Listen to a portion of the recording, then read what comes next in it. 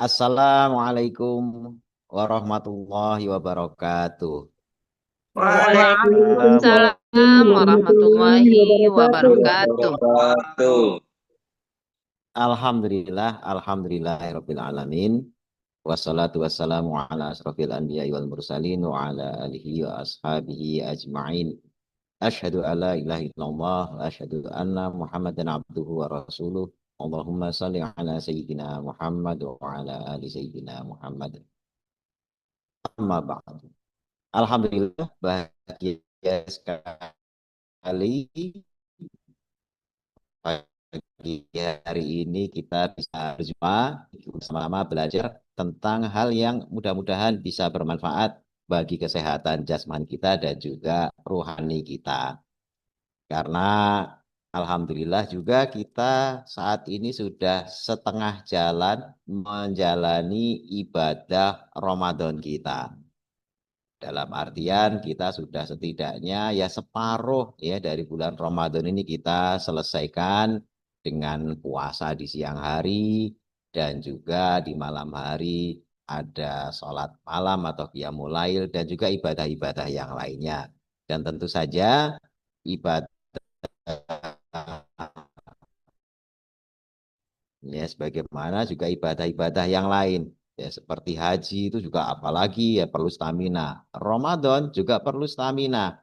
Tetapi uniknya di bulan Ramadan dengan tambahan amalan seperti sholat malam, tilawah ya dan amalan-amalan yang lainnya itu justru kita dibatasi asupan nutrisinya. Ya, ada pembatasan. Ya, pembatasan di sini sebenarnya lebih kepada pembatasan durasi makan. Ya, di mana kita pada siang hari setidaknya sekitar 14 jam tidak masuk makanan. Dari 24 jam ya ada waktu sekitar 10 jam saja kita memiliki hak untuk digunakan sebagai waktu makan. 14 jam sisanya itu kita sama sekali ya karena kita menjalani ibadah kita tidak makan. Dan uniknya juga dari 10 jam itu kan sisanya adalah untuk melakukan tidur. Ya. Jadi tidak semuanya ya, tidak semuanya itu kita melakukan makan itu di 10 jam tersebut. Gitu. Nah, makanya dalam hal ini kita terbatas sekali asupan makanannya. Makanya perlu dilakukan upaya yang semacam tips gitu ya, sehingga kita, makanan kita itu dengan waktu yang ada mencukupi dan memberikan rasa kenyang yang cukup. Nah, makanya tema pada saat ini kita membahas manajemen pola makan ya yang memberikan rasa satiety atau kenyang yang mencukupi namun juga cukup nutrisinya.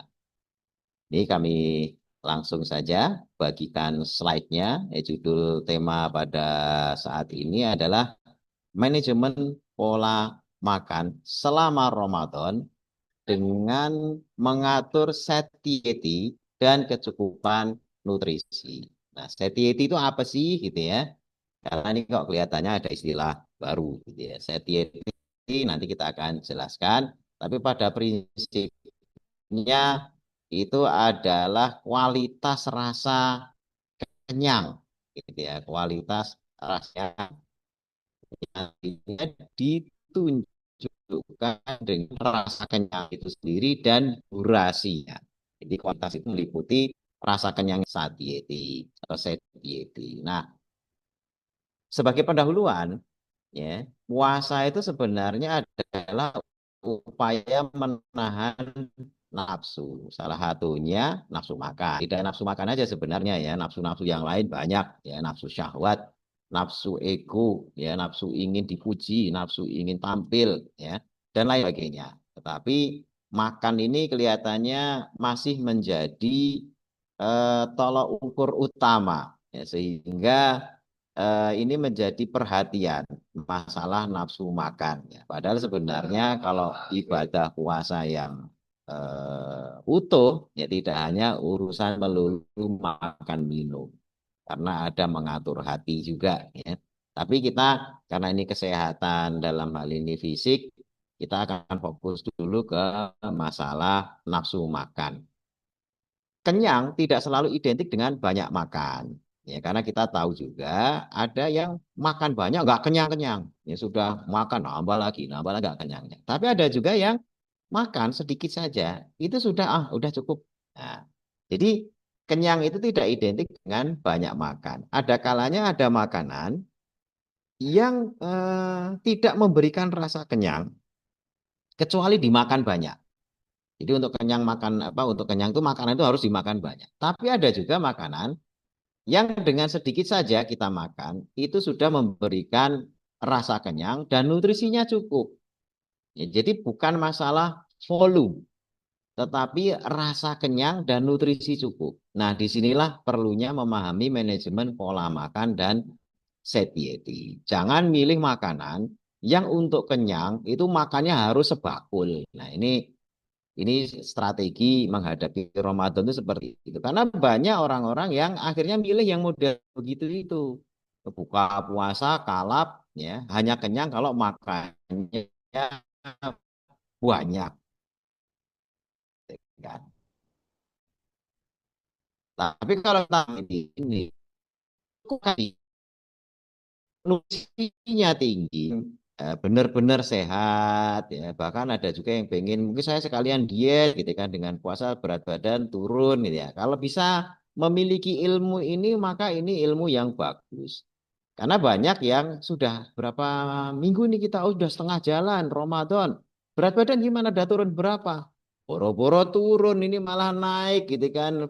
Sebelum puasa 60 sekarang jadi 62. Nah, ini apa namanya? Ternyata balas dendamnya lebih ganas daripada amal puasanya gitu kan. Nah, ini banyak terjadi seperti itu. Makanya dicek masing-masing Bapak Ibu barangkali ada yang memang sudah naik berat badannya itu berarti pola makannya mencari kenyang dengan makanan yang harus dikonsumsi banyak gitu ya. Nah, kunci puasa tanpa lemes dengan satiety dan slow release energy ya. Itu kuncinya adalah pada menjaga bagaimana satiety itu sebenarnya itu adalah kombinasi dari serat, protein dan juga lemak sehat. Itu tiga itu. Serat itu adalah karbohidrat kompleks ya. Sebagian karbohidrat kompleks yang merupakan serat itu tidak bisa dicerna dalam artian walaupun makan banyak tapi tidak menghasilkan energi ya tidak menghasilkan gula ya. Karbohidrat yang seperti ini bagus untuk dikonsumsi dalam jumlah banyak karena bentuknya serat, tidak berkontribusi nambah energi sehingga dia tidak akan menaikkan kadar gula. Ini karbohidrat kompleks gitu, yang berupa serat. Nanti apa saja kita nanti akan bahas. Tapi kalau karbohidratnya simpleks, ya itu akan membuat lonjakan gula yang tiba-tiba. Nah, di sini digambarkan sebagai spike. Spike itu artinya lonjakan. Lonjakan. Jadi ada grafik yang warnanya abu-abu itu. Ini saya sedikit zoom ya, biar semuanya lihat. Mungkin ada yang lihat dari HP ya. Ada spike. Spike itu lonjakan. Nah, ketika kita makan gula yang sederhana, gula pasir, gula merah, atau makanan dengan indeks glikemik tinggi, walaupun sebutannya kompleks, tapi indeks glikemiknya tinggi, nasi putih, gitu ya. Kemudian juga beberapa jenis nasi, gitu ya. Itu walaupun sebutannya kompleks, tapi seratnya tidak banyak dan indeks glikemiknya tinggi, itu akan mengalami yang namanya penyerapan gula cepat. Nah, ini akan menimbulkan spike. Gulanya naik. Nah, gula naik itu akan diikuti dengan insulin yang juga naik. Karena gula yang naik di dalam tubuh karena asupan karbohidrat simpleks itu harus diturunkan. Kalau enggak, ngerusak organ. Ya. Jadi, ketika tubuh itu kemasukan karbohidrat atau gula tinggi, langsung buru-buru. Ya pankreasnya produksi insulin. Nah, karena ini dianggap tinggi, insulin langsung jor-joran produksi diproduksi gitu ya. Jadi pankreasnya langsung produksi insulin dalam jumlah yang tinggi. Tidak diukur karena memang yang namanya gula masuk juga tidak terukur. Ya, misalnya naik tiba-tiba dari yang normal gitu ya. Ini biasanya ketika Bapak Ibu sahur atau ketika Bapak Ibu buka. Nanti kita lihat ya. Tiba-tiba makan kolak. Gula pasir, gula merah, buahnya sendiri pisang, terus ada apa macam-macam. Itu gula pasti spike. Nah, ketika spike insulin naik juga. Nah, insulin ini akan cepat menurunkan. Tetapi jumlah gula dan jumlah insulin itu seringkali ya bahkan bukannya seringkali pasti ya tidak seimbang. Ya, di mana insulin karena ini adalah tindakan emergensi atau tindakan panik oleh tubuh ya, maka akan menyebabkan produksi insulin yang berlebih sehingga ketika gulanya itu sudah dalam kondisi normal itu di pertemuan antara garis ya yang warna coklat dan warna abu-abu itu titik normalnya. Ya, titik normalnya di sekitar itu. Nah, harusnya ketika gulanya sudah sampai di situ, itu berhenti ya, insulinnya sudah cukup gitu ya. Jadi akhirnya tidak ada lagi penurunan gula. Tapi karena insulinnya tadi itu banyak, ya insulinnya banyak, maka sisa insulin ini akan menghajar gula yang tersisa. Padahal gulanya sudah normal. Ya, tadinya kan misalnya naik ketika makan jebret gitu ya 170 atau 150. Insulin produksi naik. Nah, diturunkan jadi normal, jadi 110 misalnya. Sudah normal itu. Tapi masih ada sisa insulin. Ya, karena tadi produksi insulinnya berlebihan. Maka yang 110 ini akan digasak habis. Sampai akhirnya turun sampai ke 80, sampai ke 70. Ya. Sampai pada titik mau drop. Nah, ketika mau drop ini, tubuh juga tidak akan diem. Dia langsung memicu lapar. Karena kalau drop, ya itu terus tidak kemasukan makanan, yang terjadi tubuh mesti gemeteran terus hipoglikemik, keringat keluar dan lain sebagainya. Jadi selain gemeteran keringat keluar, debar-debar. Nah, ini bahaya ya, sehingga tubuh sebelum sampai ke kondisi itu dia langsung memunculkan rasa lapar. Nah, makanya kalau sahurnya ya barang yang manis-manis, karbohidrat simplek atau indeks glikemiknya tinggi seperti nasi dan lain sebagainya, maka dia akan terjadi seperti ini. Jam 9, jam 10 seperti ini aja udah perutnya tuh udah teriak-teriak. Kenapa? Karena terjadi crash. Crash itu turun ya kayak landing pesawat itu kan oh, anjlok. Jadi nggak pakai ancang-ancang langsung terjun bebas. Gitu kan. Nah itu gulanya sedang ngedrop, makanya laparnya cepet. Nah di sini baru kelihatan sahurnya ini strateginya karena dihajar dengan gula pasir, buah-buahan apa dan lain sebagainya yang akan memicu gula spike, ya gula naik, tapi juga otomatis akan cepat crash juga. Nah ini tolong difahami karena ini strategi sahur yang salah itu dominan dengan yang gula sederhana atau karbohidrat simplek. Kalau buka puasa, ya lapar misalnya habis spike, mungkin makan kolak, makan apalah yang manis-manis. Begitu habis Isya terawih, wah sudah mulai crash, gulanya turun. Masih bisa makan. Tapi kalau crashnya jam segini, itu sengsara itu mulai jam 11 sampai itu termehek-mehek energinya, gitu kan. Karena tidak paham metabolisme.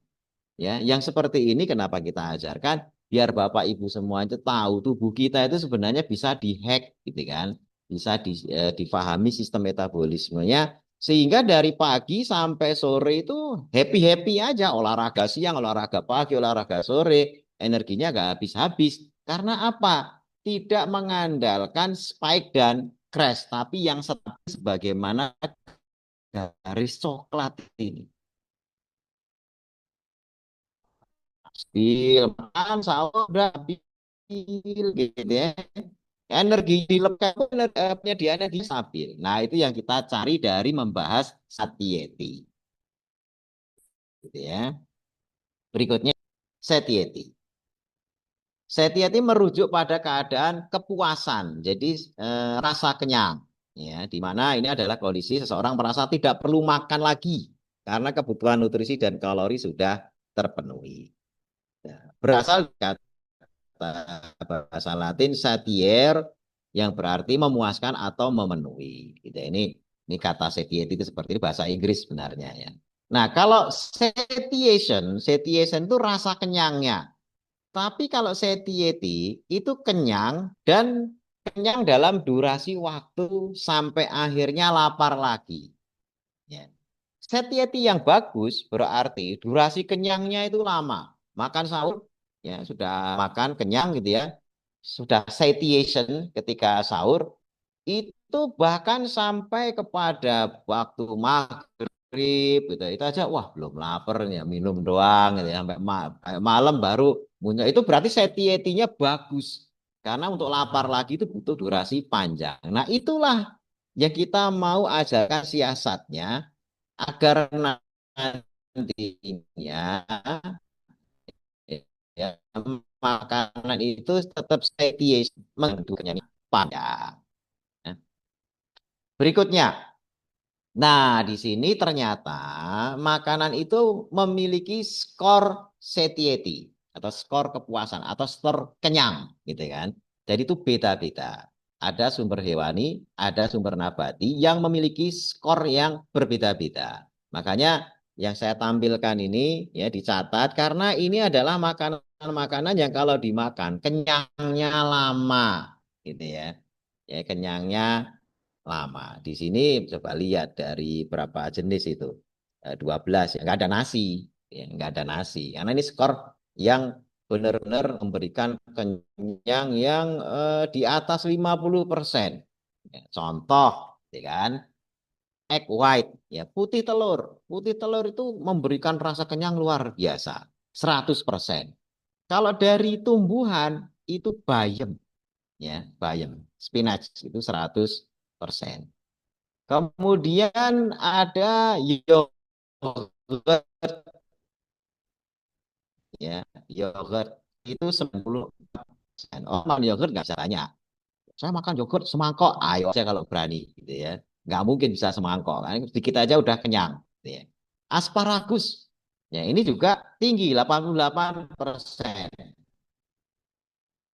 Oyster kerang gitu kan. Kita udah nyiapin banyak, makan dikit aja udah langsung kenyang. Kemudian daging kalkun itu yang mudah membuat orang kenyang. Makanya kalau bisa sahur atau berbuka dengan ini dijamin nanti bisa awet kenyangnya.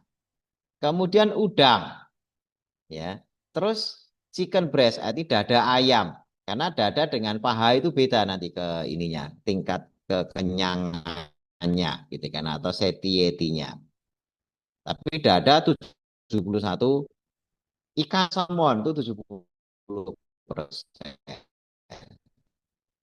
Kemudian namanya cottage itu semacam keju ya, yang 70% tingkat ininya. Kemudian steak sirloin itu 69 dan memiliki satiety atau tingkat kenyang yang cepat tapi nanti durasi kenyangnya lama ya.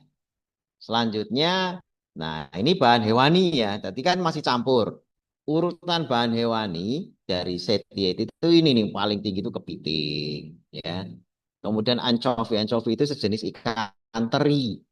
Teri itu juga mengenyangkan. Ya, kalau ada teri dalam menu kita, ya itu insya Allah mengenyangkan. Makan ya nggak banyak-banyak. Tapi kalau saya pakai teri itu makan bisa nasi bisa 3 kali tambah. Lah nasinya itu masalah.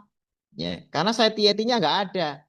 Gitu kan. Tapi kalau makan teri saja nggak bakal banyak itu. Dan itu kenyang. Dan kenyangnya lama. Tapi begitu dikasih nasi, masuklah jenis makanan yang tidak memiliki satiety. Maka kalau dicampur dengan makanan yang tidak memiliki satiety, itu bisa nambah 5 piring mungkin ya dengan sambal terasi, apa sambal teri misalnya.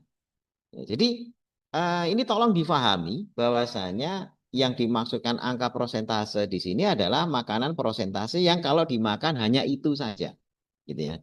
Kalau sudah dikombinasi sama nanti entah beras merah lah, entah beras putih atau yang lainnya, satiety-nya kombinasi itu akan berkurang. Biasanya akan ngikut yang satiety-nya rendah, ya. Tiram, salmon, sarden, makarel, ya, udang, kerang hijau, cumi, ya. Ini seafood ya, yang sebelah kiri. Yang sebelah kanan itu daging-daging.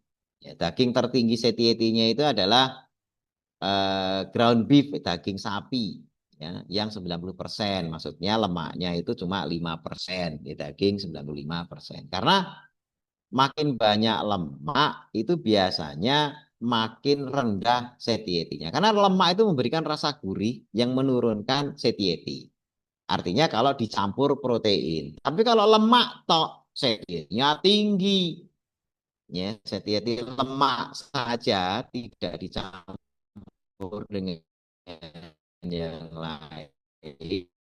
Itu satiety-nya tinggi. Nah, kita bahas adalah protein ya, bahan hewani. Ati, nah ati makan ati nggak bisa banyak. Bapak Ibu makan berapa potong aja udah kenyang. Apakah nutrisinya cukup? Cukup. Seafood juga tinggi. Ya. Kemudian berikutnya kita lihat yang bahan nabati.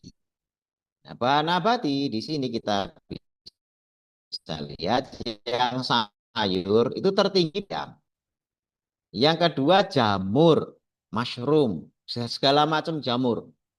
Ya, segala macam jamur. Jadi kalau Bapak Ibu makan di restoran all you can eat.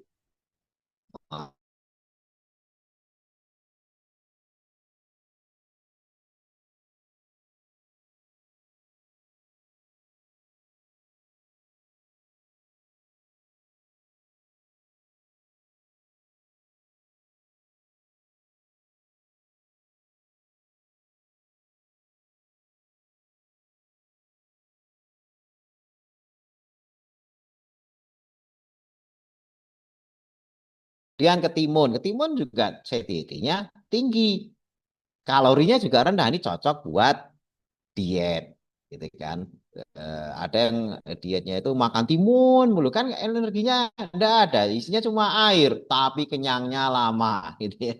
Ini timun 70%. Brokoli, ya. Kemudian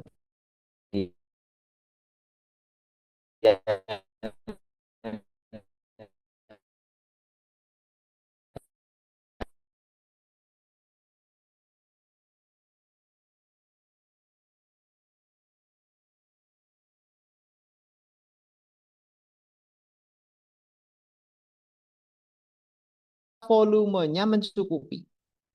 Ya, dia main volume, ya kenyang karena volume. Ya.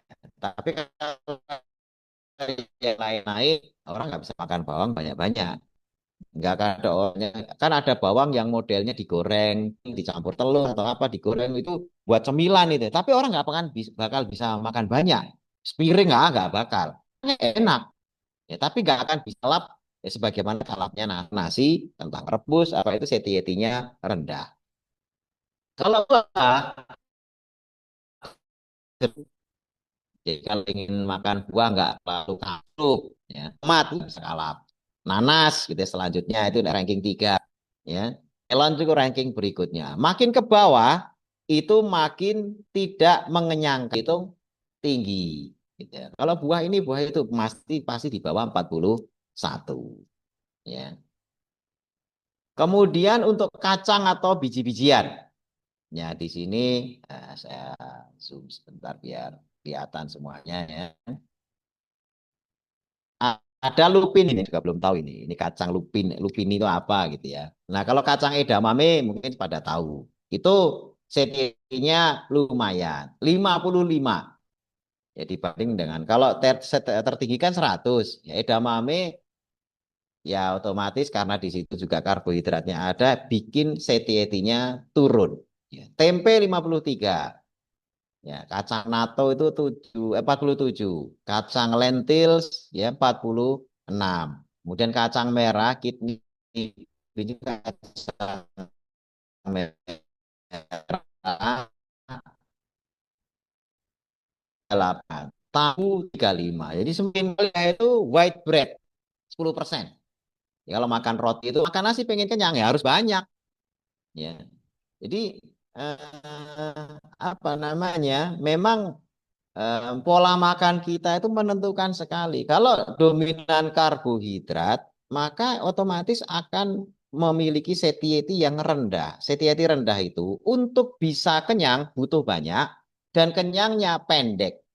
Kenyangnya itu pendek. Nah, di situ pasta cuma 19%, kacang tanah itu cuma 19% gitu ya. Kemudian ini apa namanya? Nasi 16, roti 10. Makanya orang ngemil kacang itu nonton bola apa itu ya. Itu bisa panjang itu nggak akan berhenti itu kalau sediain 3 bungkus saja asalkan masih buka ya habis juga gitu ya. Karena nggak ada satiety-nya ya. Ini penting sekali difahami masalah satiety ini biar nggak kalap. Kemudian dairy and egg, bahan susu dan telur. Nah, putih telur ini paling tinggi.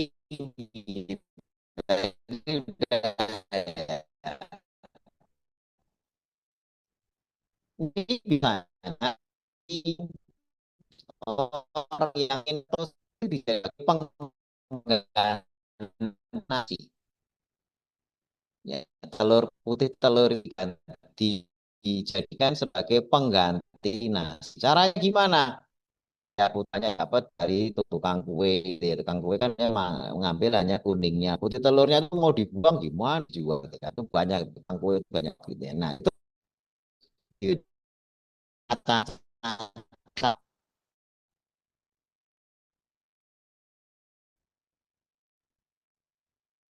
ya, tapi tidak akan bisa kalah. Ngenyangnya cepat tuh karbohidrat gitu ya. Itu langsung sembuh itu 3 bulan jalani kayak gitu aja. Obat semuanya lepas, insulin lepas itu. Ya pankreasnya sehat lagi karena diberi kesempatan untuk istirahat gitu ya. Nah, kemudian susu skim ya, ini 95%. Ini dengan catatan susunya tidak dicampur gula gitu ya. Udah susu skim udah penuh campur gula, wah itu satiety-nya turun.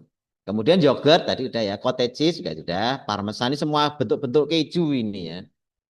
Ya, whey itu protein susu ya. Kemudian Jarlsberg itu juga keju, mozzarella keju. Tapi mozzarella itu sudah turun 54%.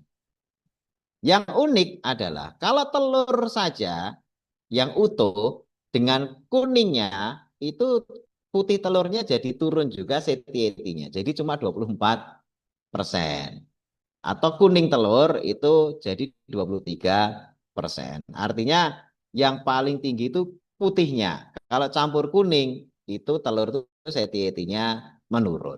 Di orang akhirnya makan telur bisa banyak walaupun nggak mungkin sebanyak makan nasi gitu ya. Coba makan telur 4 bunder gitu ya, telur gelundung yang direbus gitu ya. Atau kalau digoreng itu bisa lebih makan lebih banyak karena campuran minyak menurunkan satiety ya. Jadi kalau putihnya saja itu nggak mungkin bisa banyak ya. Tapi sekali lagi walaupun nggak banyak cepat kenyang, kenyangnya lama, nutrisinya cukup. Itu yang kita kejar. Nah, ada lagi orang tidak melihat skor, tapi indeks ini ini semacam benchmark keuangan distandarisasi dengan uh, roti ya roti atau white nya itu lebih rendah, lebih sedikit ya. Dia lebih kenyang, maka satiety indeksnya tinggi. Jadi caranya dicatat, kenyang berapa lama, sekian jam, dan pakai skor dan sebagainya, baru kemudian muncullah satiety Nah, satu inti yang sebelah kanan ini saya zoom.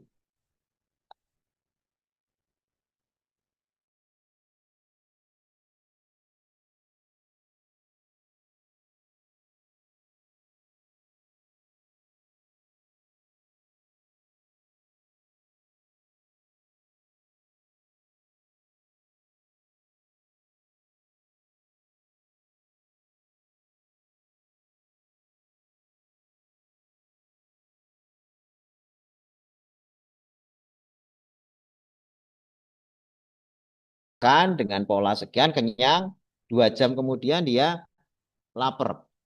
Itu satiety-nya kentang itu paling bagus. Tetapi yang jadi masalah adalah satiety index ini tidak ngitung volumenya.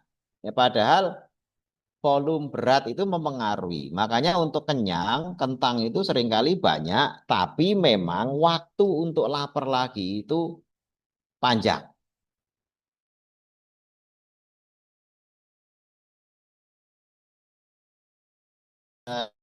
Tidak kalap, tidak gampang lapar, tapi yang dimakan volumenya tinggi. Nah, yang nomor dua ini yang lebih recommended. Kenapa? Karena ikan. Ikan itu satiety-nya tinggi. Tapi dia tidak perlu makan banyak. Yang kedua, tidak naikin kadar gula sehingga penderita diabetes kalau mengganti menunya dengan ikan, wah itu kalau rutin aja udah negeri kita ini kan kaya ikan. Ganti makanan pokoknya ikan. Ikan bukan lagi laut tapi makanan pokok. Nanti disusun menu Senin apa ya kemudian besoknya tuna, tongkol apa itu kan banyak banget ikan. Itu insya Allah kenyangnya lama gitu ya. Tidak gampang lapar. Terus apa? Gulanya stabil tanpa obat karena tidak ada makan. Kecuali kalau ikannya campur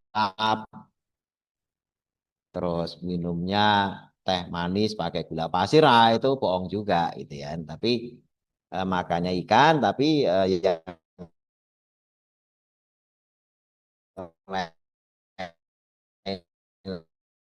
lainnya juga tidak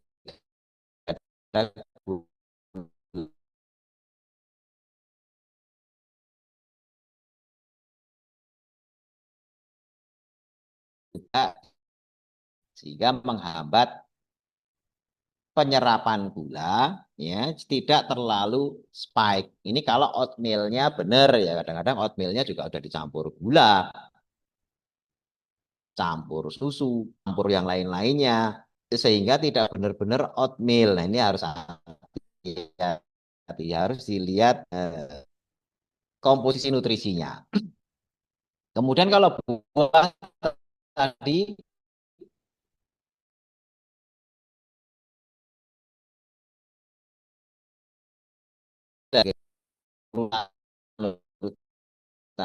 sampai yang tapi kalau yogurt ya tadi kan satiety skornya tinggi. Yogurt ini masuk indeks satiety karena memang tidak bisa dikonsumsi banyak-banyak. Ya, dikonsumsi banyak-banyak dalam artian dia mungkin tidak langsung mengenyangkan gitu kan. Tapi karena memang kandungan nutrisinya juga nggak terlalu banyak dibandingkan dengan white bread. Ya, artinya kalau makan yogurt itu nggak bisa banyak, tapi beberapa menit kemudian ya bisa diisi lagi. Berapa menit kemudian dia diisi lagi karena udah mulai lapar. Makanya yogurt tidak bisa digunakan sebagai makanan pokok. Ya, karena walaupun mengenyangkannya cepat, tapi satiationnya cepat, tapi lapar lagi juga cepat sehingga indeks satiety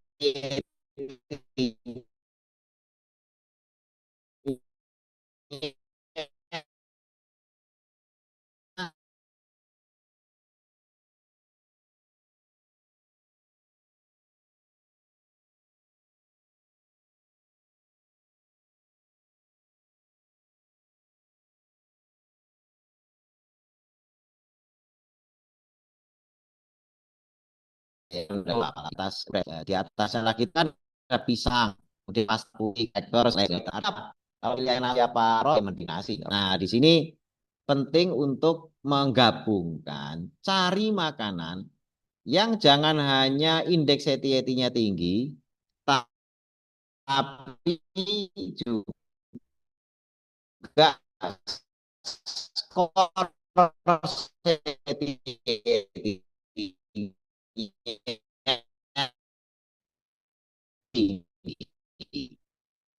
Jadi ikan itu ini kan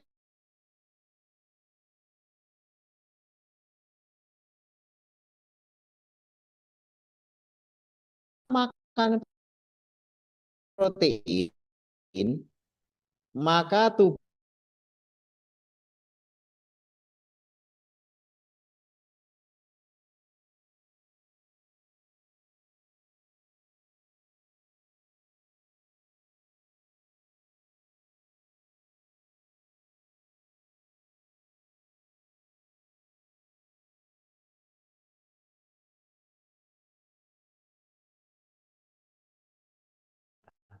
Halo, Dokter Insan masih bergabung bersama kami, Dok?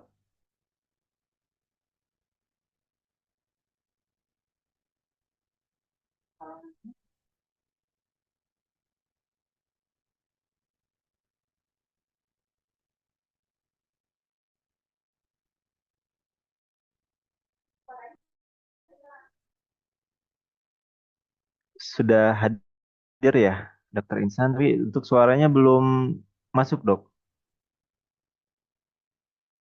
Masih belum bersama audionya.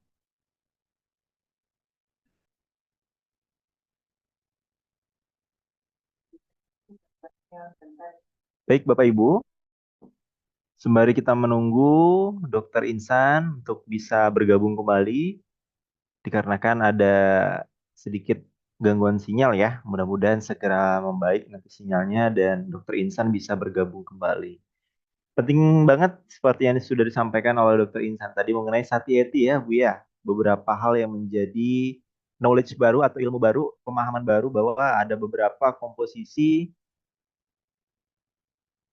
yang bisa menjadi rekomendasi supaya kalau kita makan ketika berbuka itu cukup ya. Jadi kalau mau ngikutin puasnya itu nggak puas-puas Bu ya. Kalau misalkan mau makan gorengan mungkin sampai malam baru kenyang ya. Jadi kalau tadi ada beberapa list yang sudah diberikan oleh Dokter Insan, ada beberapa rekomendasi makanan, termasuk salah satunya ada daging dada ayam ya, dada ayam itu jadi salah satu rekomendasi juga untuk memberikan kebutuhan nutrisi ya, tidak berlebihan ketika berbuka puasa. ya. Alhamdulillah Dokter Insan sudah Mohon bergabung maaf nih kembali. teknis tiba-tiba internetnya Sudah aman dok? putus, mohon Iya, maaf. iya. Sudah Baik, saya sudah lanjutkan Mas Kiro. tergabung sinyalnya udah Insya aman Allah. ya dok ya? Insya Allah ya, Iya, baik. iya. Silakan dokter.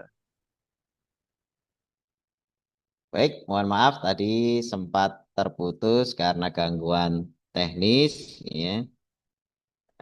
Saya lanjutkan tadi sampai ya ini yang memberi rasa kenyang. Yang mudah-mudahan bisa difahami ya, nanti kalau belum difahami bisa ditanyakan di sesi diskusi tanya jawab. Jadi makanan itu ternyata mengirim sinyal. Kalau mengandung protein, maka tersebut akan mengirimkan sinyal sehingga tubuh memproduksi hormon namanya peptide Y, gitu ya, peptide Y yang segera ngerem agar berhenti makan saat mencapai batas maksimal. Jadi kalau ini protein itu langsung produksi peptide Y, itulah kenyang. Jadi protein itu punya rem. Nah, kalau yang dimakan hanya lemak atau minyak, maka lemak itu akan memacu produksi hormon atau sinyal hormon yang bernama kolesistokinin. Ya, kolesistokinin yang akan ngerem agar gak makan lemak berlebihan. Makanya Bapak Ibu misalnya dikasih apa itu ya makanan Betawi yang dari gaji-gaji tok itu, Sepiring misalnya, itu baru makan berapa aja udah orang bilangnya ah, enak. Padahal itulah yang dimaksud anti. Paksa juga nggak bisa. Kayak apapun dipaksa nggak bisa. Sehingga tidak akan mungkin bisa makan lemak itu sepiring penuh itu nggak bisa. Tapi kalau karbohidrat, apalagi yang simplek, yang seratnya rendah, maka nggak ada sinyal apapun yang dikirim untuk memberitahu bahwa karbohidratnya sudah berlebih. Ya, jadi misalnya gulanya udah 200, nggak ada rem. Makanya coba yang diabetes itu punya rem nggak? Gula padahal udah 400, lapar aja. Ya tetap lapar, malah tambah lapar.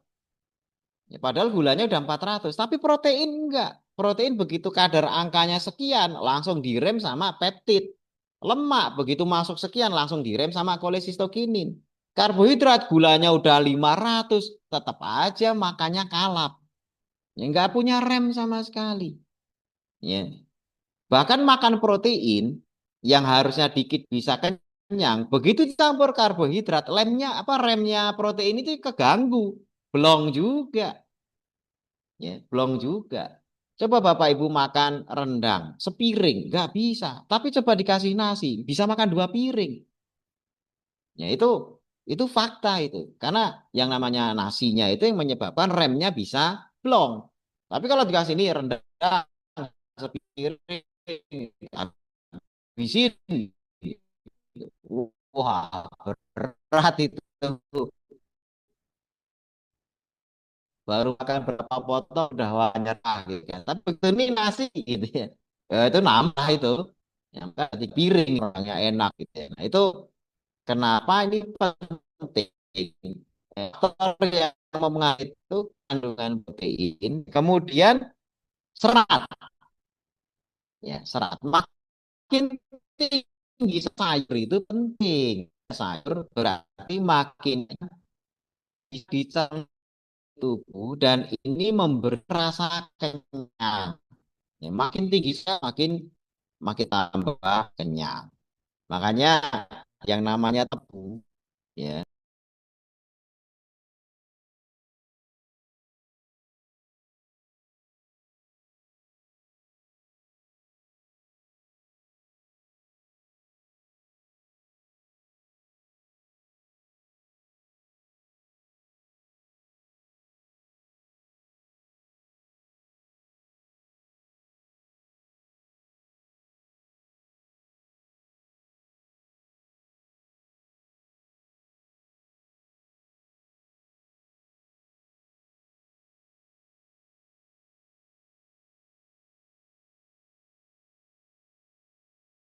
tapi ada juga tantangan yang makanan atau kue atau jajanan atau apa itu yang dibagikan gratis itu ditaruh di masing-masing meja. Di semua karyawan ditaruh. Itu yang ditaruh di masing-masing meja habis ya. Karena jangkauannya deket, ngemil cepet gitu kan. Makanya kalau mau jaga makan kita itu terkontrol, kita satiety-nya bagus, jangkauan itu jangan deket-deket makanan gitu ya.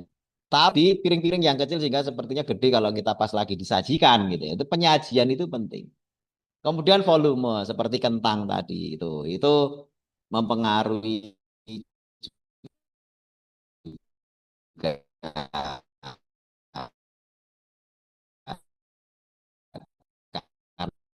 karena satiety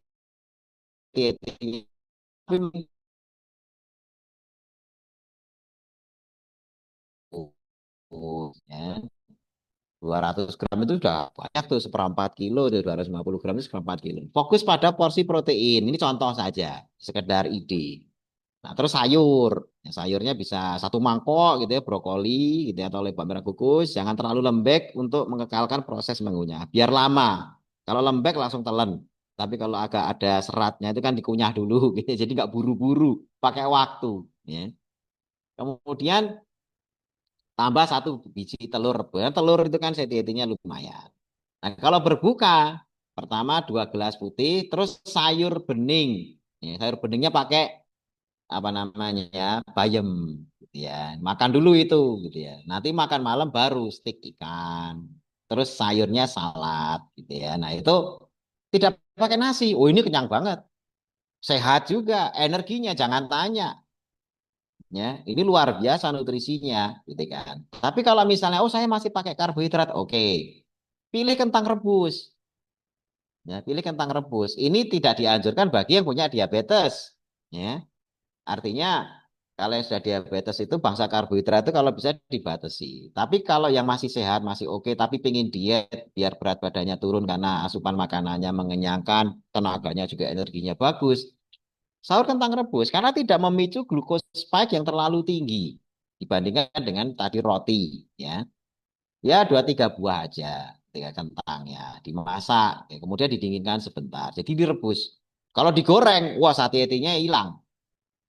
Ya, makanya orang pakai kentang goreng itu bisa makan ngemil lama karena campur lemak gitu ya. Lemaknya itu mengurangi satiety, ya, dengan dicampur karbohidrat gitu ya. Tapi kalau karbohidrat saja, satiety-nya turun.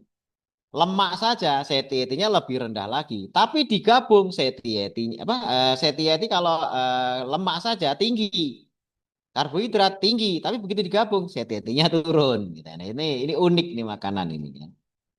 Lauk ya ikan goreng tanpa tepung atau ikan dimasak pindang ini untuk sahur. Ya, sehingga di sini satiety-nya bagus. Memang kan nggak mungkin banyak, apalagi sahur itu memang nafsu makan kita nggak lagi bagus karena kortisol lagi tinggi.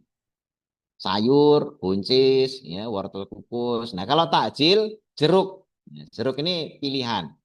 Air putih hangat, ya, karena jeruk satiety-nya tinggi. Kemudian makan malam. Makan malam itu setelah taraweh, itu sup ikan, gitu kan. Dengan tomat hijau, kemangi, terus karbonya kentang aja, tapi separuh dari porsi sahur. Ya, separuh aja. Gitu kan. Nah, ini dimasukkan ke dalam sup dirajang-rajang, dicemplungin gitu ya. Jadi tidak di. Nah, ini contoh saja. Satiety dengan karbo yang tadi tidak dengan karbohidrat. Nah, kalau herbal yang bisa mendukung satiety. Nah, ini di SNW banyak produknya. Pertama, Habatus Sauda. Habatus Sauda ini akan karena memiliki serat, ya. Habatus Sauda itu seratnya tinggi. Dia akan memberikan satiety. Ini bagus saat sahur dikonsumsi. Sekaligus menstabilisasi gula darah. Ketika makan, dia akan mencegah spike. Karena habatus sauda itu menghambat penyerapan gula. Ya, menghambat penyerapan gula. Makanya trik makan habatus sauda atau minum habatus sauda itu sebelum makan. Jadi makan dulu. Karbohidrat itu penyerapannya di usus halus, bukan di lambung. Jadi biar habatus saudanya masuk ke usus dulu, baru kemudian disusul karbohidratnya. Habatus sauda itu nanti melapisi ususnya biar menghambat penyerapan gula dari karbohidrat. Nah, itu akan memberikan satiety tinggi. Minyak zaitun. Ini ada hormon OEA, oleoetanolamid. OEA itu oleoetanolamid. Hormon OEA itu memberikan kenyang lebih lama dan menghambat pengosongan lambung. Jadi lambungnya itu kayak penuh terus gitu ya. Nah, ini memberikan waktu agar tidak segera diserap di usus halus. Ya, dilepasnya itu pelan-pelan. Karena penyerapan karbohidrat, gula itu di usus halus. Nah, zaitun ini makanya kenapa menjadi terapi juga bagi yang penderita diabetes ya. Jadi kenyang lebih lama, pengosongan lambung juga lebih lama. Ini biasanya dicampur dan nasihat Nabi jadikan minyak zaitun sebagai lauk gitu ya. Teh hijau ini akan meningkatkan hormon CCK, kolesistokinin. Nah, tadi yang kita sebut kolesistokinin itu CCK ini akan meningkatkan hormon itu. Jadi akan ngerem makannya. Ini biasanya dikonsumsi 1 jam setelah makan. Karena kalau langsung, sebagian penelitian kan menyebutkan mengganggu penyerapan zat besi. Ya walaupun seberapa jauh penyerapannya yang dibutuhkan berapa itu kan ada hitungannya. Tapi kalau mau aman 1 jam setelah makan. Kemudian jahe. Jahe itu akan menghasilkan termogenik. Termogenik itu apa? Badan jadi anget. Nah, tubuh ketika melihat tubuh kita itu hangat, hangat sehingga suhu badan itu naik, akan dianggap sebagai tingkat kekenyangannya terpenuhi. Makanya kan kalau Bapak Ibu sering ya ngobrol, orang Indonesia ini loh, kalau makan keringetan. Nah, itu kan. Kalau kerja nggak keringetan gitu kan. Nah, itu sebenarnya terkait sama termogenik ini. Begitu makan, tercukupi energinya, tubuh akan memproduksi panas gitu ya. Itu tidak hanya orang Indonesia, orang Barat juga sama gitu kan. Cuma kita aja yang kadang-kadang orang makan keringetnya banyak, kerja nggak keringetan gitu ya. Kan itu sebenarnya siapapun kalau makan keringetan. Nah, minum jahe itu badan jadi hangat yang akan istilahnya menyiasati tubuh kita dianggap seperti sedang kenyang. Nah, itu efek termogenik sehingga memberikan satiety yang juga tinggi. Nah, ini hal-hal yang perlu diperhatikan herbal-herbal inilah. Nah, ada lagi sebenarnya, tapi ini enggak saya cantumkan. Fenugreek, fenugreek itu hilba. Hilba itu juga memberikan satiety yang tinggi, apalagi dicampur teh. Nah, itu juga memberikan satiety yang tinggi. Ya, ini penting karena hilbah itu bisa apa istilahnya menghambat pengosongan lambung juga sebagaimana efek minyak zaitun. Selanjutnya, nah sebagai penutup, nah silakan bagi yang mungkin mau tanya boleh ditulis atau disiapkan pertanyaannya sebelum nanti di diskusi tanya jawab. Ya, sebagai penutup, upayakan dalam puasa ini kan karena kita menahan nafsu gitu ya. Tidak makan berlebihan tapi mengenyangkan atau memuaskan. Sehingga di sini perlu dipilih makanan yang mengenyangkan tapi dalam jumlah yang tidak berlebihan gitu ya. Ada remnya gitu, jangan sampai yang blong gitu ya. Kemudian makan satiety tinggi menjadi pilihan agar kenyang lebih lama tanpa harus volume besar. Kalau makannya donat kayak tadi, oh itu harus Ah, banyak gitu ya. Kemudian makan yang dari tepung-tepung, tujuannya dari kue-kue, itu apa dah? makannya banyak. Ya, dari nasi banyak. Tapi kalau dari protein hewani, makannya sedikit aja udah satiety. Kemudian juga pilih suplemen herbal yang bisa memberi satiety terbaik. Nah, herbal-herbalnya tadi sudah kita jelaskan. Baik, mungkin ini yang bisa kami sampaikan. Selanjutnya, silakan barangkali ada hal-hal yang belum difahami atau hal yang ingin ditanyakan, kami buka ruang untuk diskusi. Kami serahkan waktu selanjutnya kepada Mas Al. Baik, terima kasih banyak kepada Dr. Insan Nugroho yang sudah memberikan edukasi pada kesempatan kali ini.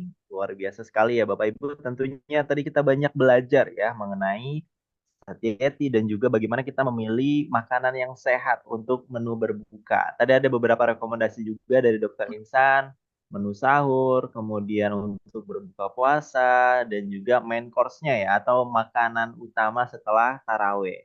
Nah dok, kalau misalkan setelah maghrib itu disarankan langsung makan berat atau enggak dok? Baiknya. Ya, tadi kalau dari susunan menunya, ya itu kita makanan yang ringan. Gitu. Kecuali kita Ringan aja ya. tidak, ya kita tidak memiliki makanan dalam jumlah banyak. Seperti Rasul, kenapa mencontohkan kurma? Ya adanya cuma itu. Ya, Iya. Rasul itu bukan tipe yang di rumah itu ada daging, ada kurma, terus ada apa-apa yang lain-lainnya. Terus kurma sebagai pembuka, baru dilanjut daging, baru dilanjut roti. Enggak, Hmm. adanya cuma itu. Gitu kan. Nah kita ini kan apa namanya berbuka ya beda dengan makanan pembuka. Beliau Nabi itu berbuka dengan kurma, tapi bukan Ah. pembuka karena pembuka dan penutup ya itu doang. Gitu. Oh, Kalau kita kan kurma itu pembuka, nanti ada batang tubuhnya, pertengahan, nanti ada sebelumnya ada penutup, nanti ada sambutan yang lainnya gitu. Ya. Nah itu nggak iya. rampung-rampung kita. Gitu. Kalau kita budayanya banyak stok makanan dok ya. Nah itu masalahnya.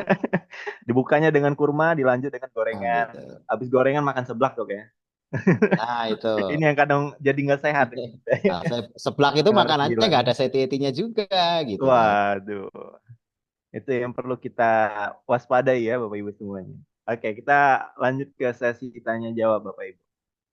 Baik, tadi ada pertanyaan dok terkait Ya, dengan MBG nih dok, makanan bergizi. Nah ya. saat ini anak-anak tentu masih disupport untuk subsidi MBG ya, tentunya anak-anak sekolah. Nah, apakah ada salah satu menunya itu, menunya abon, nah, itu masuk ke dalam kategori yang makanan bergizi atau enggak dok ya? Abon. Ya. Abon ini kan lebih kepada protein. ya. Jadi itu kan serat tapi serat protein, serat yang bisa dicerna oleh tubuh, bukan serat sebagaimana serat nabati. Kalau serat nabati itu tidak bisa apa namanya dicerna. Tapi kalau abon itu kan dari daging ya, kemudian direbus, disuwir, di ini dan sebagainya, gitu kan. Nah, dari sisi proteinnya dia masih berupa protein, walaupun mungkin beberapa bagiannya sudah rusak ya karena proses pemasakan.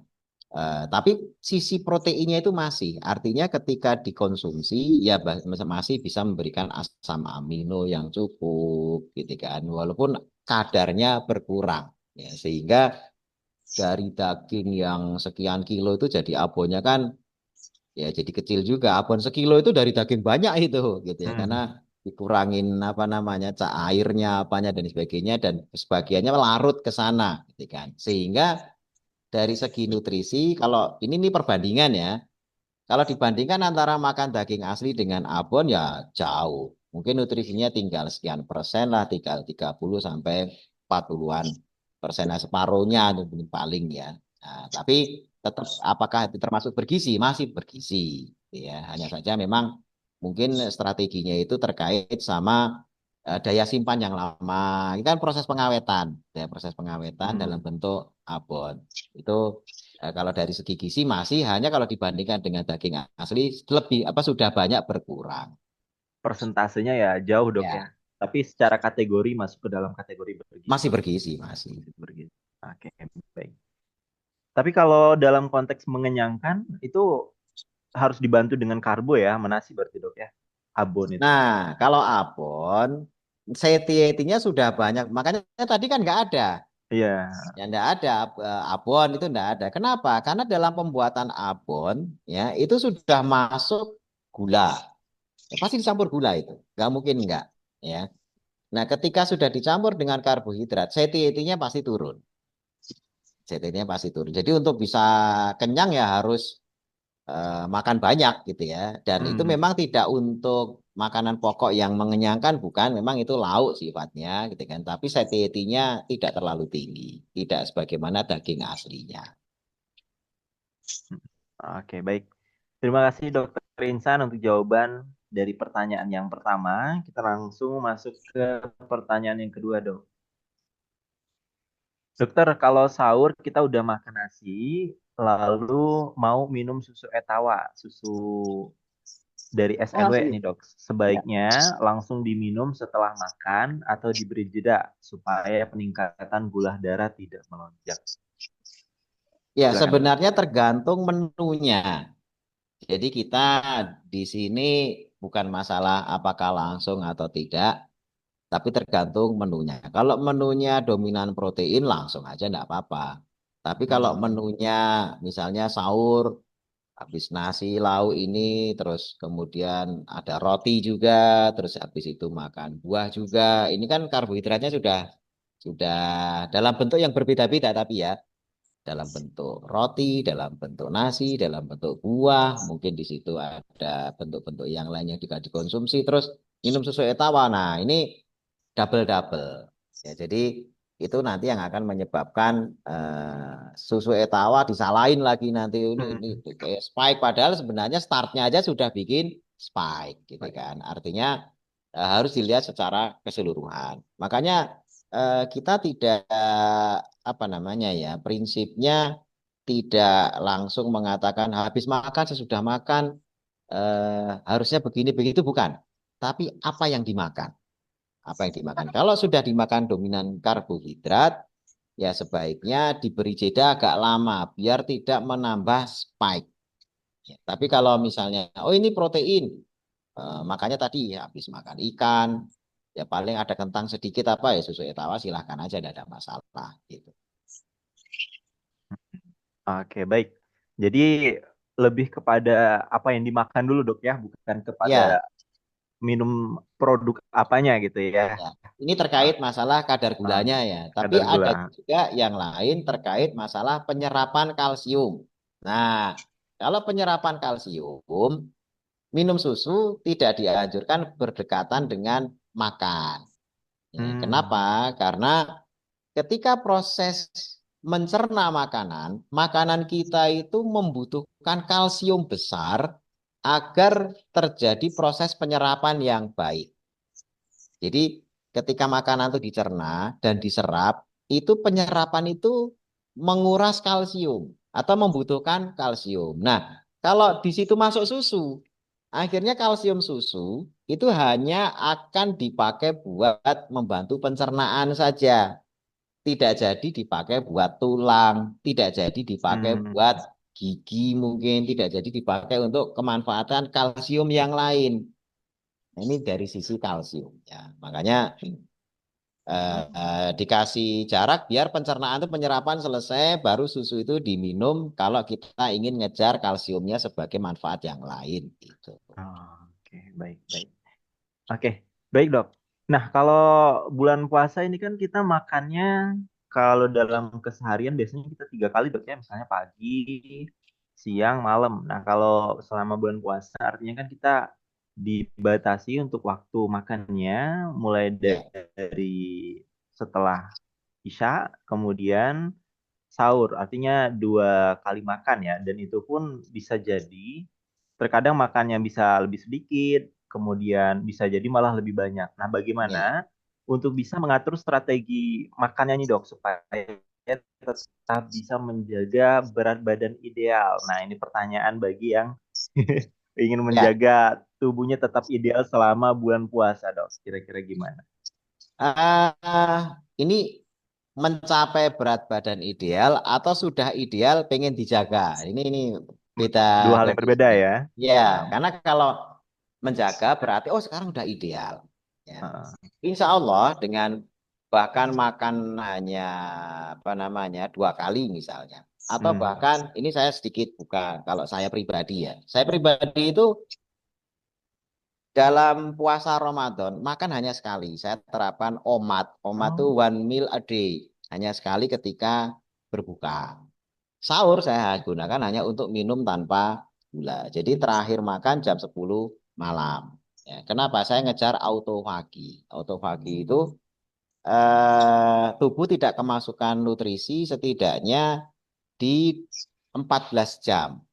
Nah, kalau kita sahur dan buka itu makan, baru mulai autofagi sudah buka. Ya, nanti Hmm. autofagi mudah-mudahan ada waktu sendiri kita jelaskan ya. Autofagi itu Oke. daur ulang tubuh, membersihkan sel-sel mati, sel-sel kotor, kanker, dan lain sebagainya. Itu bisa digunakan dengan autofagi. Nah, tapi kalau kita dari jam 10 malam sudah tidak makan, maka jam 10 pagi itu sudah 12 jam tidak makan. Karena sahurnya hanya minum. Kita ngejar berkahnya saja dari sahur itu dengan minum. Nah, nanti 14 jam itu berarti sekitar jam 2 siang itu kita sudah autofagi. Nah, setidaknya kita dapat dari jam 2 sampai buka itu autofagi full. Begitu akan dibersihkan oleh sel autofagum di tubuh yang terbentuk ketika kita puasa. Nah, itu menyehatkan. Nah, hanya mesti ada yang bayangin, wah gimana kalau nggak sahur, dari mana tenaganya? Oh, justru kalau kita benar menunya tadi kita jalani gitu ya, energi itu nggak habis-habis. Saya dalam Hmm. 2 minggu ini webinar tuh ada yang pagi, ada yang mahal, ada yang nanti malam ceramah, ada kultum, pagi kuliah subuh. Ya Heeh. suara juga alhamdulillah nggak apa namanya ya nggak sampai serak hilang apa gitu nggak keserang demam batuk apa juga alhamdulillah dan nggak lemes yang penting gitu kan rezekinya ada terus karena kita kalau bener menunya tadi itu nutrisinya yang benar insya Allah jangan khawatir nutrisi nggak akan kurang ya, seperti tadi pagi saya juga nggak makan apa cuma minum gitu ya berat apa misalnya makan telur atau apa enggak sama sekali cuma minum saja gitu ya selesai gitu ya. Nah itu Hmm. kita tidak terlalu ribet ya. Tapi jangan ditiru kalau tubuh kita belum dikondisikan makanya kalau ada yang ditanya tadi gimana ya makan 2 kali agar tetap ideal berat badan saya juga nggak terlalu banyak turun Ya, berat badan saya juga stabil-stabil saja, malah di kondisi yang paling bagus lah gitu kan, secara energi dan Oh, ya. Jadi tidak lemes juga, malah terus energi gitu ya, terus ya berkarya biasa saja gitu kan. Tetapi sekali lagi itu tidak instan. Ya, kita latih dulu dari memulai tadi memilih makanan yang satiety-nya bagus. Nanti kalau tubuh kita sudah adaptasi, sebenarnya tubuh manusia itu kita jangan heran kalau Nabi itu buka puasa 3 butir kurma buat sehari itu cukup. Ya, Profesor gizi di Indonesia mengatakan 3 butir kurma itu setara dengan semangkok nasi. Ya, makanya kalau kita itu buka 3 butir kurma terus nambah nasi sepiring itu seperti makan ya dua seperti mangkok ya, induk gitu ya. Itu dua itu porsi. itu energinya gitu kan. Makanya saya dulu sempat bingung, ini kenapa makan kurma apa cukup ya? Ternyata setelah dihitung nutrisinya, 3 butir kurma ya itu setara semangkok nasi gitu ya. Jadi Nasi. ya itu jangan usah khawatir ini makan dikit gitu. Tubuh kita lebih happy kalau kita batasi karena manajemen manajemen tubuh kita itu akan enjoy. Tapi kalau dikasih kelebihan, nah tubuh kita tuh lebih apa namanya lebih stres ketika ada kelebihan. Makanya biasanya tubuh kita tuh rewel ketika ada kelebihan.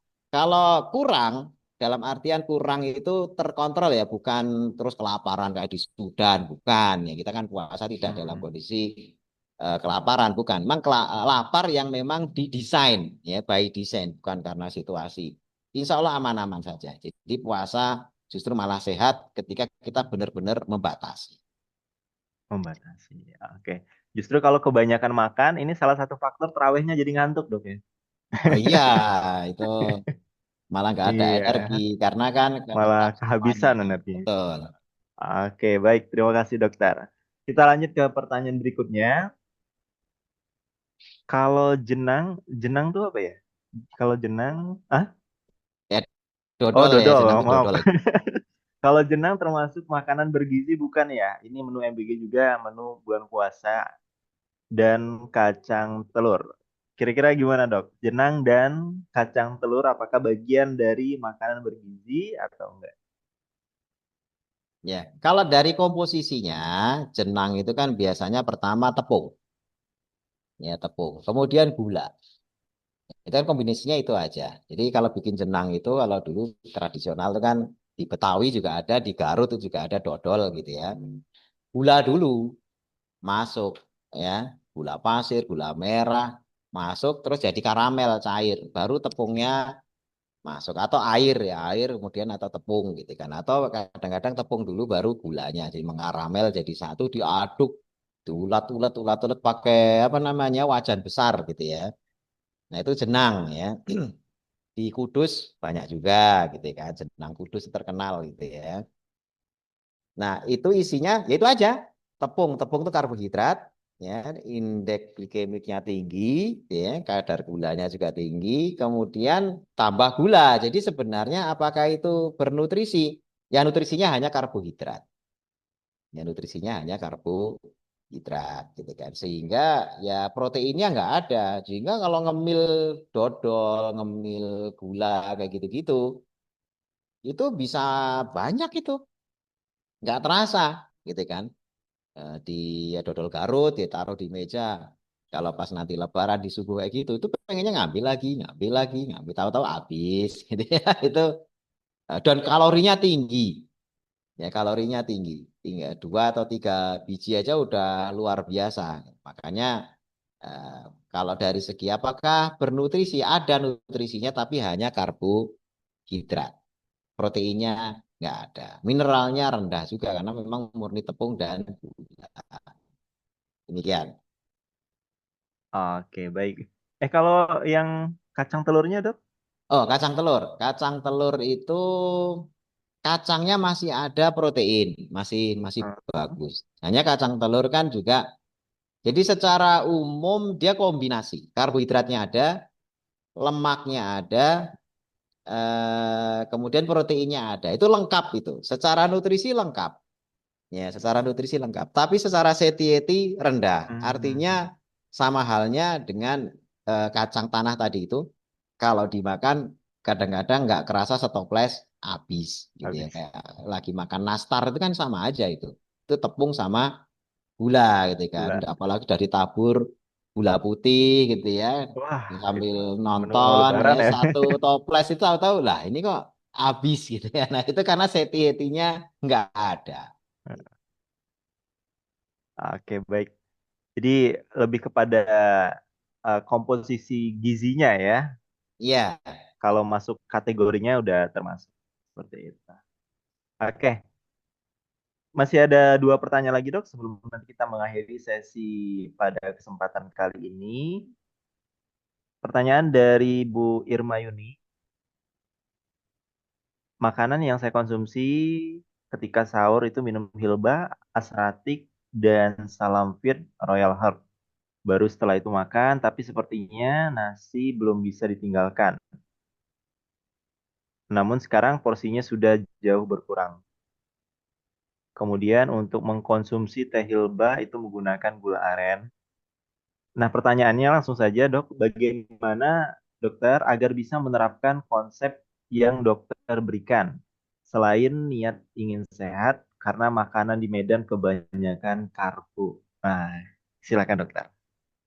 Sebenarnya konsep makanan sehat itu jangan berfokus pada jenis makanannya, tapi fokus juga artinya di dua fokus ya, tidak hanya satu fokus makanan. Oh, ini makanan sehat. Saya tidak pernah mengajarkan ini sehat ya.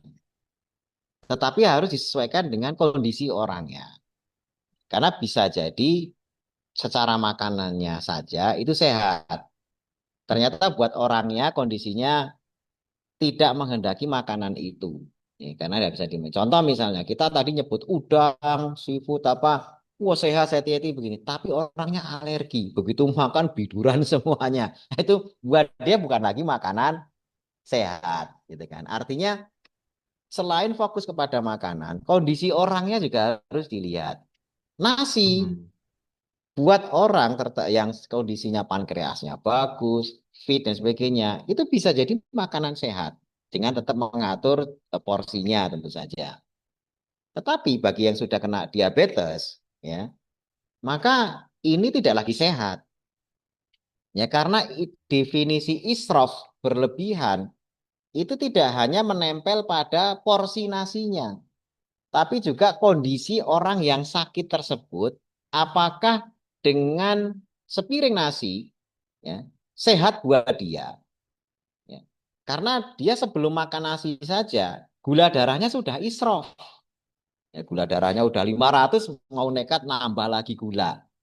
Artinya konsep makanan sehat itu adalah seandainya kondisi kita tidak mengizinkan makanan-makanan tersebut, maka makanan-makanan tersebut itu tidak lagi sehat.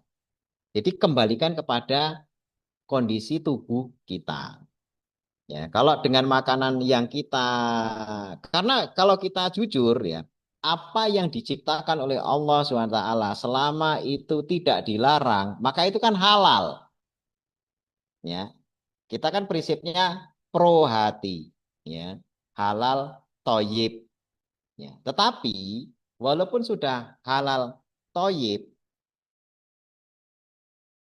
di tubuh masing-masing, sehingga konsep makanan sehat itu antara tubuh dan juga penyediaan makanan yang sudah halal toyib ini klop. Ya, tidak semua yang halal toyib itu tidak semua yang halal itu toyib untuk kondisi tertentu. Jadi seperti tadi orang yang sudah kena diabetes gulanya aja 500 kok nih makan dodol Garut atau jenang gitu, yang kita tahu kadar gulanya tinggi. Nah, itu secara konsep seperti itu. Sehingga seperti saya tadi cerita, kondisi saya makan sekali, itu saya sudah berlatih lama, sudah memang mengatur seperti itu gitu ya, dan punya goal tentu saja. Goalnya adalah gimana sehat lebih lama gitu kan. Nah, jadi kalau misalnya ibu dengan menu yang sekarang ya, dan memang dengan itu tidak ada keluhan, gula bagus,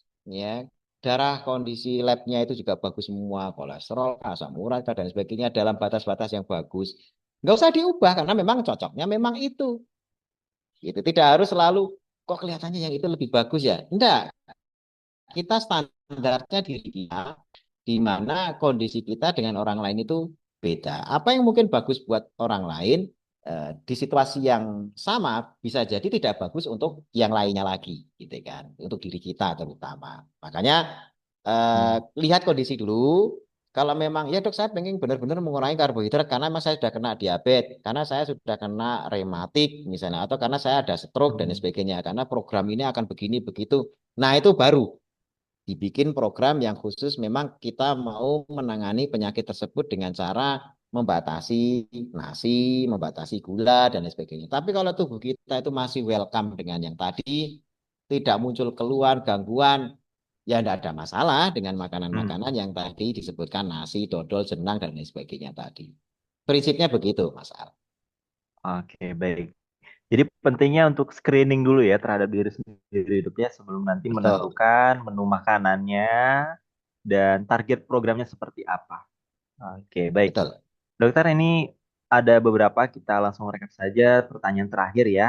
Ya, Terkait dengan kalau untuk kurma, dok, kira-kira berapa satietinya dan kenapa pisang nggak masuk ke dalam bagian satieti tadi dan bagaimana dengan labu kuning, ubi jalar maupun singkong, dok?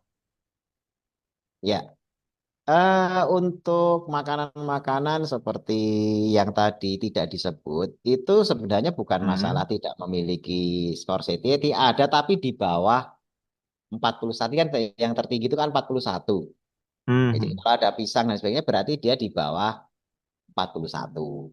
Entah 40, entah berapa. Nah, tapi itu yang tadi disebutkan itu adalah skornya yang dianggap memiliki rasa kenyang yang tinggi gitu kan. Nah, itu seperti itu. Sehingga bukan berarti terus kenapa nggak masuk ya, bukan nggak masuk. Ya kalau mau lengkapnya mungkin ada sebenarnya ada beberapa website yang menyebut itu secara lengkap. Tapi kan saya nggak mungkin nunjukin semua karena presentasi itu kan layarnya juga terbatas. Jadi yang angkanya gede-gede aja, itu yang kecil-kecil datanya kita share gitu ya. Tapi pada prinsipnya makanan-makanan yang ditanyakan tadi memiliki indeks satiety juga. Bahkan di indeks satiety banana tadi muncul, dia di atasnya roti. Ya Oh, tingkat kekenyangannya itu tadi ada banana gitu ya, banana itu di atasnya roti. Jadi dia lebih memiliki satiety dibandingkan roti putih gitu ya atau white bread tadi itu. Jadi ada di roti putih itu mungkin kayak roti tawar ya, dok ya? ya itu Roti makanannya tawar. orang-orang barat kan itu karena yang neliti orang Australia. Oh, Kalau yang iya, neliti iya. orang Indonesia standarnya mesti ya nasi, bukan Ah, bukan roti putih gitu ya kalau yang neliti kita. Tapi nasi ah. tadi di atas roti putih Hmm. Tapi tingkat kalau ini. roti yang panjang itu masuk ke dalam penelitian itu nggak, dok? Ada roti-roti panjang yang biasa dimakan sama orang-orang barat itu masuk ke situ Eh, nggak satietinya? kalau white bread itu lebih ke roti tawar memang. Karena Oh, kalau roti tawar ya. roti-roti yang lain seperti bagel misalnya, bagel itu Ya roti bagel. mereka sebutannya sudah beda lagi. Mereka tidak nyebut itu white bread. Ya, white Ah, memang sebutan khusus untuk yang kayak kalau di Australia itu orang serapan roti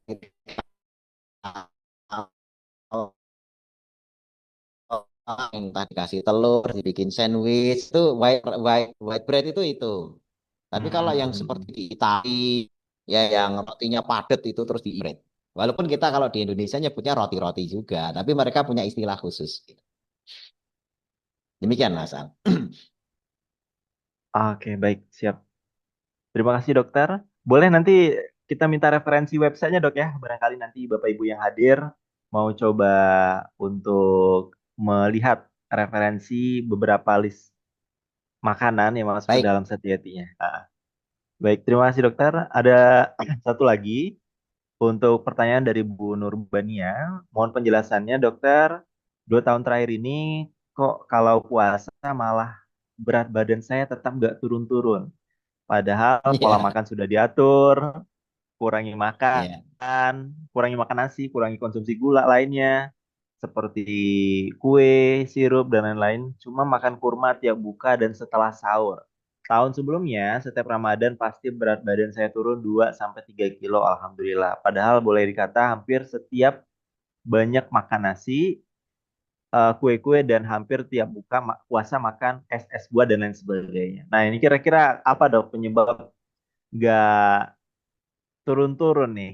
Ya, Padahal pola makan sudah eh, mulai diatur dan dikurangi beberapa komponen makanan. ya, baik. Sebenarnya ada dua komponen ya, sebenarnya sederhana. Cara berpikirnya sederhana, yakni makanan dan aktivitas. Itu terkait berat badan. Hanya makanan itu harus dipilih makanan-makanan yang memang memiliki satiety tadi. Kenapa ini kita ajarkan? Karena kita ingin bagaimana memilih makanan satiety-nya tinggi. Ketika kita memilih nabati, itu sudah harus memilih nabati yang tadi disebutkan. Selain itu, mesti indeksnya rendah. Artinya, kalau tidak masuk ke data yang tadi itu berarti itu makanan yang bisa kenyang kalau makannya harus banyak, gitu kan. Dan yang kedua aktivitas.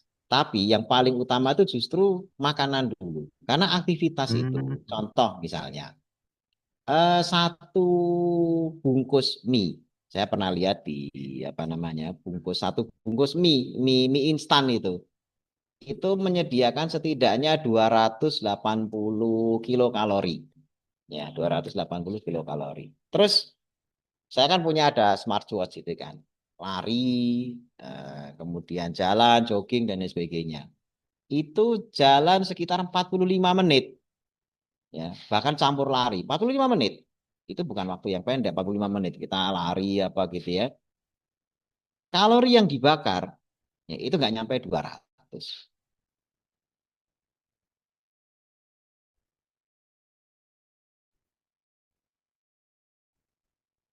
Padahal itu 45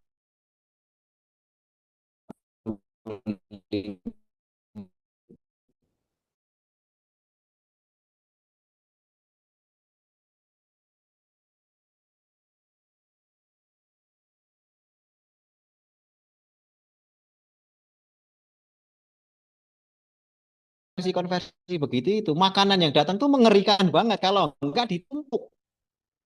Ya, kalau enggak itu ditumpuk itu. Ditumpuk itu ya jadi lemak kah, nambah berat badan dan sebagainya. Nah, apalagi kita tambah usia. Tambah usia otomatis sebenarnya aktivitas kita tahun lalu dengan sekarang, mungkin tahun lalu masih ke warung, beli apa, jalan ke sana kemari. Sekarang ini mungkin kalau dibandingkan tambah usia, gerak juga makin susah. Walaupun makanannya tetap, ya, walaupun makanannya tetap, tapi gerakannya sudah berkurang sehingga lebih banyak yang ditumpuk. Maka itu jadi jawaban kenapa ya kelihatannya tahun ini kok malah nambah ya karena memang aktivitasnya berkurang. Sementara makanan belum tentu berkurang. Padahal makanan tadi secara hitungan, itu ngeri itu. Artinya tubuh kita itu sebenarnya dengan 3 butir kurma yang tadi kayak semangkok nasi aja itu sudah bisa survive. Ya, bisa survive. Saking tubuh kita itu bisa ngatur berhemat untuk menggunakan energi gitu ya. Ini hal-hal yang mungkin perlu kita pahami. Makanya kenapa syariat agama itu memerintahkan kita puasa agar dalam 12 bulan itu ada 1 bulan untuk benar-benar istirahat. Istirahat itu ya benar-benar metabolisme, pencernaan gitu kan. Benar-benar istirahat baik siang maupun malam. Ya jangan sampai puasa.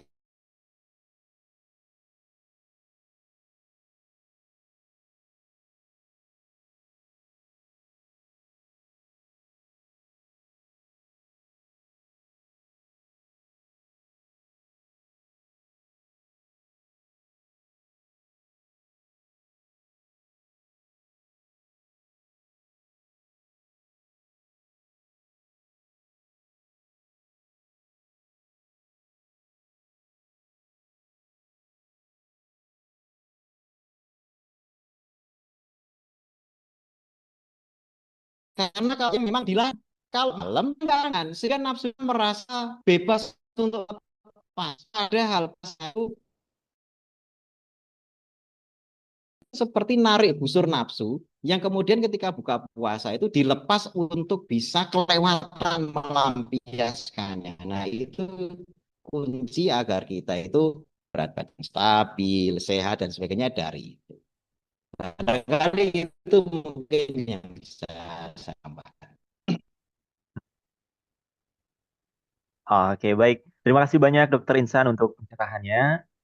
Eh, Dokter, izin kalau untuk labu kuning dan ubi jalar sama singkong tadi kira-kira masih masuk ke dalam sati-hatinya? Aha.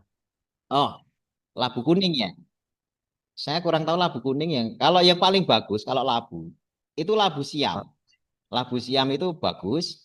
Nutrisinya artinya secara kandungan dia itu kalorinya rendah dan bisa menggantikan nasi. Ya, bisa menggantikan nasi. Dalam artian tetap ada karbohidratnya enggak tinggi, tapi kenyangnya mirip-mirip. hmm. Ya, itu labu siam. Itu ada yang itu malah lebih bagus. Tapi kalau labu kuning apa itu ya? Kalau di sini kalau orang sini kan ada nyebut belewah atau lawah atau waloh atau apa itu timun suri atau gitu-gitu ya atau gimana? Hmm. Apa?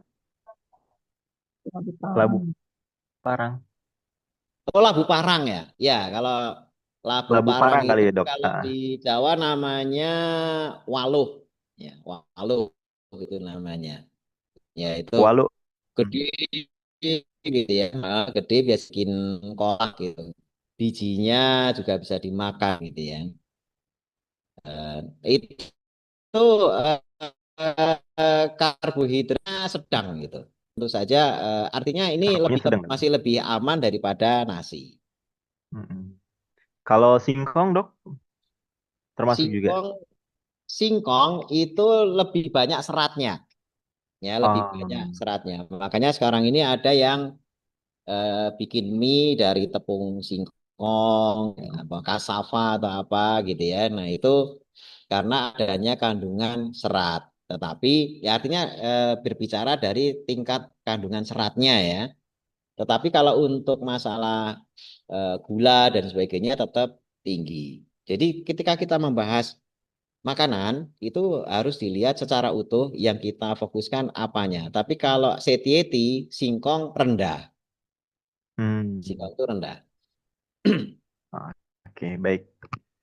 Demikian Bapak Ibu untuk beban dan setiap pertanyaan yang sudah disampaikan sudah dijawab dari dokter ya. Insya Allah bisa menjawab setiap pertanyaannya. Dokter Insan, kami ucapkan terima kasih banyak. Jazakallah khairan kasiron. Insya Allah apa yang disampaikan pada pagi hari ini bermanfaat untuk kita semua.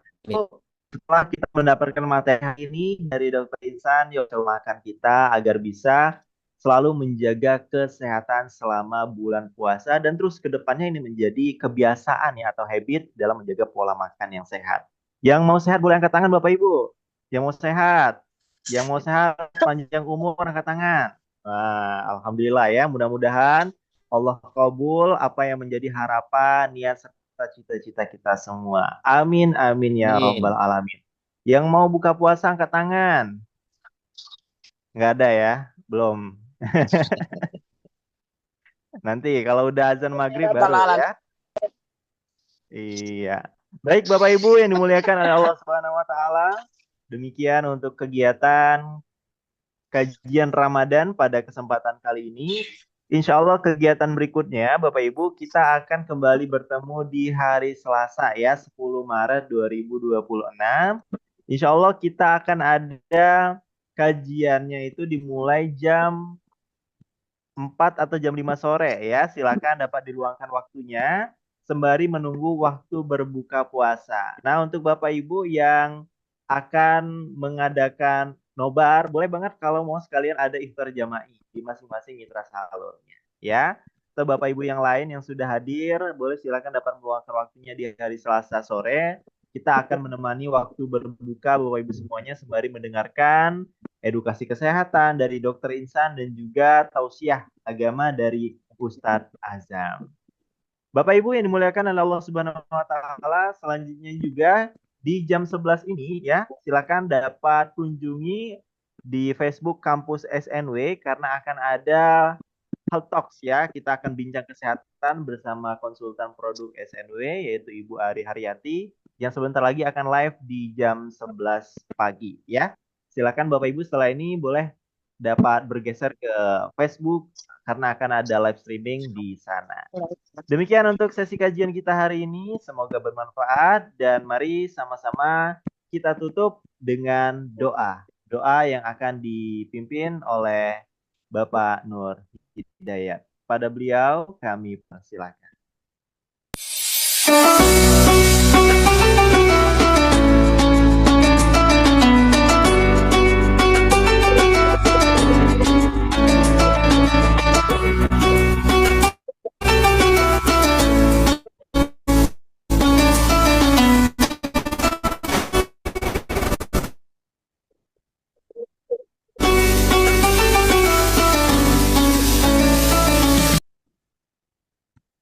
Assalamualaikum warahmatullahi wabarakatuh.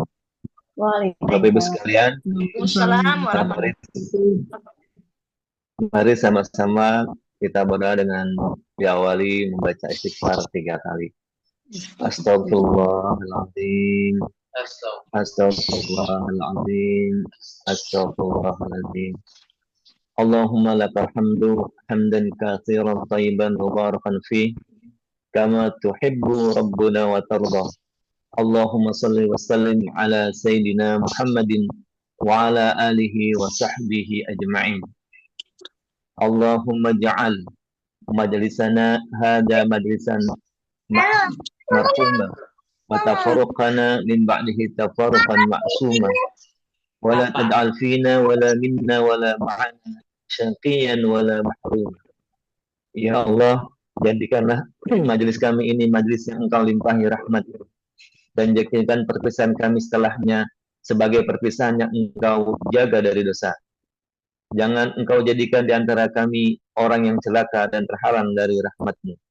Allahumma ja'al siyama sababana li sihhati abdadina wa taharati qulubina wa quwwati imanina wa qawi ajsadana ala ta'atika wa ibadatik.